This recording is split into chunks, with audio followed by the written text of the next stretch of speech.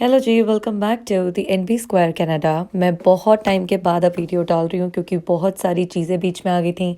साथ में मेरी क्लासेस भी शुरू हो गई थी, फिर जॉब की भी सर्च में लगी रही। खैर अभी भी मैं जॉब की सर्च में लगी हुई हूँ, बट अभी तक कोई रिस्पॉन्स नहीं आया। खैर मैंने बहुत नोटिस किया है यहाँ पे कि विंटर में जॉब के लिए यहाँ पर बहुत ज़्यादा स्ट्रगल है। मतलब लोग बोलते हैं कि बहुत आराम से मिल जाती है आपको जॉब, बट मैंने अभी तक ऐसा एक्सपीरियंस नहीं किया है। तो मेरा जैसा भी एक्सपीरियंस रहा है वो मैं आपको आगे शेयर करती रहूँगी। But coming to the topic of the day, जो आपको वीडियो का पढ़ के पता लग ही गया होगा, मैं आज आपको स्नो की सैर के साथ साथ मैं आपको बताऊंगी कि क्या क्या डॉक्यूमेंट्स ज़रूरी हैं कनाडा में एंटर होने के लिए, एंड देन इंडिया से जब आप इमिग्रेशन के लिए निकलते हैं तब कौन कौन से डॉक्यूमेंट्स लेकर जाएं। और अगर आप इनमें से कोई डॉक्यूमेंट भूल जाते हैं तो आपको इंडिया पे भी डिपोर्ट किया जा सकता है। और अगर कोई मैंडेटरी चीज़ जो आपको कनाडा में एंटर करने के लिए ज़रूरत है और आप वो भूल गए हैं तो तब भी आपको रिपोर्ट किया जा सकता है। तो वीडियो को पूरा देखिए, पूरा एंड तक देखिए। It is very informative, short precise है वीडियो ये वाली, बट एनी हाउ बहुत ज़्यादा इन्फॉर्मेटिव रहेगी। और आपको इस वीडियो के बाद किसी और की वीडियो देखने की ज़रूरत ही नहीं पड़ेगी क्योंकि मैं इसमें आपको सारे डॉक्यूमेंट्स बता दूँगी और जो जो चीज़ें मैं लेकर गई हूँ ख़ासतौर पर आपको वो भी पता लग जाएगा। तो चलिए वीडियो को स्टार्ट करते हैं।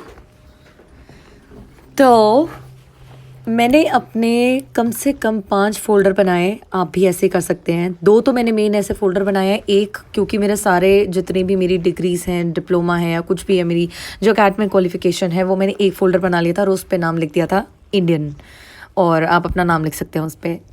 दूसरा एक फ़ोल्डर बनाया है जिस पर मैंने लिखा कैनेडियन, मतलब कनाडा के लिए जितने भी डॉक्यूमेंट्स मैंडेटरी हैं उस टाइम पे थे मेरे पास, और जो अब इकट्ठे होते जा रहे हैं, जैसे कि ड्राइविंग लाइसेंस है, सिन नंबर है, और आपका बैंक की डिटेल्स हैं, कुछ भी ऐसी चीज़ें हैं तो वो आप कनाडा वाली फाइल में बनाइए और ऐसे सेग्रीगेट आप स्टार्टिंग से करके रखिए। मैंने एक बिल का फ़ोल्डर बनाया, मैंने एक मेडिकल का फ़ोल्डर बनाया, और मैंने 2 ऐसे भी फ़ोल्डर्स बनाए जिसमें मैंने सारी चीज़ें फ़ोटो कॉपी करके रखी क्योंकि यहाँ पर बहुत ज़्यादा चार्जेस है। मैं आपको बताती हूँ क्योंकि मैं जैसे आपको बता रही हूँ, मैंने बहुत टाइम लग गया इस बार नेक्स्ट वीडियो डालने में, तो मैं सारी चीज़ें सर्च करती रही हूँ और काफ़ी खर्चा भी हुआ, मतलब काफ़ी कंट्रोल करने की कोशिश की, बट जो मैंडेटरी है खर्चा वो तो होगा ही होगा। इंडिया से आप लोग मैक्सिमम जितने फ़ोटोकॉपी करवा के लेकर आ सकते हैं आएँ, क्योंकि यहाँ पर जैसे मैंने अपनी यूनिवर्सिटी में कराया तो पहले 10 सेंट्स में हो रहा था और अब इंक्रीज़ हो गया थोड़े ही दिनों में, 14 सेंट्स हो गया, और बाहर से मैंने जब कराया तो वो 16 सेंट्स था। तो यहाँ फ़ोटोकॉपी के बहुत ज़्यादा चार्जेस हैं। एनी हाउ आपको आगे जाकर यहाँ से भी फ़ोटोकॉपी कराने की ज़रूरत पड़ेगी ही, क्योंकि जब आप अपना रिज्यूमे बनाते हैं according to them, cover letter ready करते हैं, तो आपको दोबारा प्रिंट आउट की ज़रूरत पड़ती है। सो उसमें तो खैर कुछ हो ही नहीं सकता, जब आप करते हैं चेंजेस तो we have to get it done. Anyhow शुरुआत करते हैं कि मैं कौन कौन से डॉक्यूमेंट्स लेकर गई थी, और आपको भी इन चीज़ों का ध्यान रखना है। ई मेडिकल इन्फॉर्मेशन शीट, ई मेडिकल वैक्सीनेशन वर्कशीट, ये दोनों ओरिजिनल ही जाएंगे। खैर आप इनकी फ़ोटोकॉपी भी करा के रखिए ताकि अगर एक मिसप्लेस हो जाए तो वो आपके पास एक स्पेयर में हो, और साथ ही साथ इनके PDF भी बना कर रखिए। मतलब सब कुछ ऑन द स्पॉट आपके पास होना चाहिए। अगर कुछ बाई चांस मिस आउट हो जाता है तो you should have everything on time. फिर ट्रैवल पॉलिसी ले लीजिएगा कि मतलब जैसे आप टिकट परचेज़ कर रहे हैं, साथ में आपका लगेज का अगर थोड़ा सा कोई दिक्कत हो जाता है। जैसे मैं ट्रैवल जब कर रही थी, सो आई मेट फ्यू स्टूडेंट्स जो 3 से 4 दिन तक, आई डोंट नो, उनका कुछ फ़्लाइट का डिले हुआ था, कुछ मैटर था, उनको वहीं एयरपोर्ट पे ही रुकना पड़ा। किसी को लगेज मिलने में दिक्कत आई थी। तो ये स्टार्टिंग से ही आप, मतलब इंडिया के एयरपोर्ट से ही जब आप इमिग्रेट करेंगे तभी आप उनसे कंफर्म कर सकते हैं। और जैसे मुझे भी जब बोर्डिंग टिकट मिला था तो मैंने उनसे कंफर्म कर लिया था कि मुझे मेरे सारी की सारी लगेज जितना है तो मुझे कहाँ मिलेगा, तो उन्होंने मुझे बता दिया था। और मुझे स्टार्टिंग में ही 3 बोर्डिंग पास मिल गए थे, और उन्होंने तीसरा जो था मेरा लास्ट, मतलब टोरंटो से जब थंडर बे मुझे आना था, तो उसी वाली बोर्डिंग पास पे पीछे जितने लगेज होते हैं ना उतनी वो स्लिप्स स्कैन करने वाली जो होती हैं वो उस पर लगा देते हैं। तो इस चीज़ का आपको शुरुआत से ही ध्यान रखना है। नेक्स्ट इज़ आइल्स बहुत ज़्यादा इंपॉर्टेंट है। मैंने खैर 2 बार दिया था, एक कोविड के टाइम पे, खैर वो निकल गया ऐसे ही और कुछ कर नहीं पाई मैं, तो मैं खैर दोनों ही लेकर आई थी। आप आप अपने आइल्स की डिटेल प्रिंट हार्ड कॉपी अपने साथ रखें। Next is your GIC। जिस भी बैंक में आपने कराया, जैसे कि बहुत सारे बैंक हैं, CIBC, RBC, स्कोशिया बैंक, और भी बहुत सारे बैंक हैं, तो इन सब की आपने GIC तो पे की ही होगी यहाँ पर आने के लिए। It is mandatory to be done, तो आप वो साथ में लेकर आएँ। फिर जो आपकी यूनिवर्सिटी है, यूनिवर्सिटी आपको एनरोलमेंट नंबर देती है और ट्यूशन फ़ी देती हैं। अगर आप ऑन कैंपस रुक रहे हैं या ऑफ कैंपस रुक रहे हैं, उनकी रिसीट होनी चाहिए।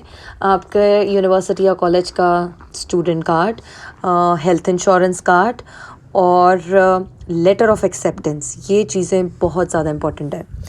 नेक्स्ट थिंग इज़ दिस, जब आपका वीज़ा लगता है तो आपको PPR आता है। सो दैट PPR और थोड़े 1-2 दिन के बाद आपको लेटर ऑफ इंट्रोडक्शन भी आता है, जिसे हम पोर्ट ऑफ एंट्री भी बोलते हैं, if I am not wrong.